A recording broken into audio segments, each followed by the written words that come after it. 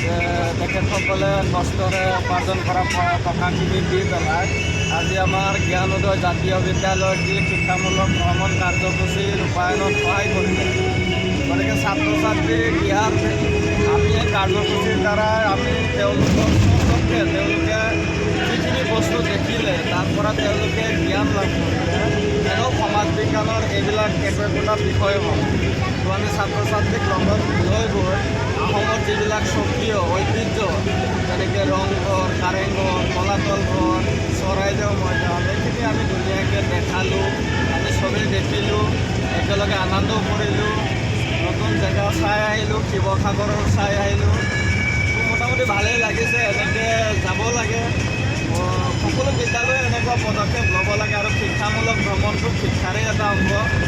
তো আশা কৰিছোঁ অনাগত দিনত আমি এই কাৰ্যসূচী কৰি গৈ থাকিম। তো মোটামুটি ভালেই লাগিছে, খুব ধুনীয়া হৈছে। আমি সকলোৱে ফূৰ্তি কৰি আহিছোঁ। দুদিনীয়া কাৰ্যসূচী আজি সমাপ্তি হ'ল। তো মোটামুটি খুব ভাল হৈছে। ধন্যবাদ সকলোকে। ধন্যবাদ থাকিলে আমাৰ মুস্তাক ছাৰলৈ। লগতে মই সকলো ছাত্ৰ ছাত্ৰী আৰু সকলো শিক্ষক শিক্ষয়িত্ৰীক ধন্যবাদ জ্ঞাপন কৰিছোঁ।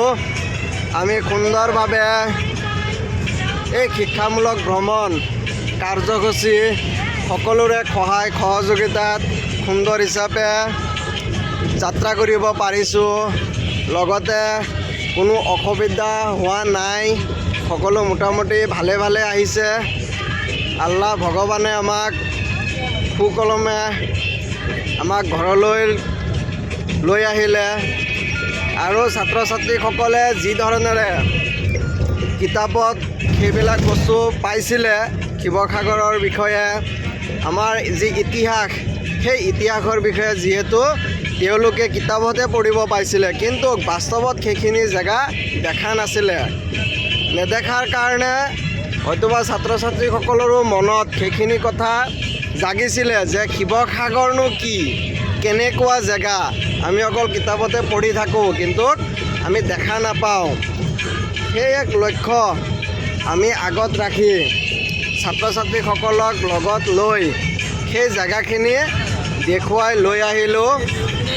আৰু কিতাপৰ যি জ্ঞান, সেই জ্ঞান আৰু প্ৰেক্টিকেলি যিখিনি তেওঁলোকে দেখিব পালে, এতিয়া নিশ্চয় তেওঁলোকৰ সেই যিখিনি লেচন আছে সেইখিনি লেচন বুজাত বহুত সুবিধা হ'ব, ভাল উপকৃত হ'ব।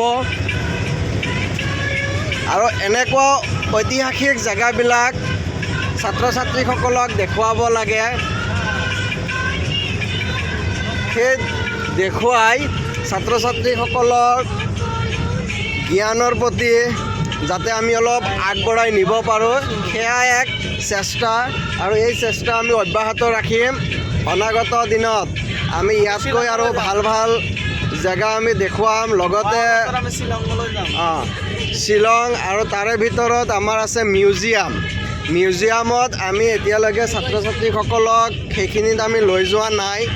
নিশ্চয় আমি অনাগত দিনত ছায়েন্স মিউজিয়ামত লৈ যাবৰ কাৰণে চেষ্টা কৰিম আৰু সেইখিনিৰ বিষয়ে তেওঁলোকে বহুতো জ্ঞান লাভ কৰিব। গতিকে সকলোলৈ মই ধন্যবাদ জ্ঞাপন কৰিছোঁ।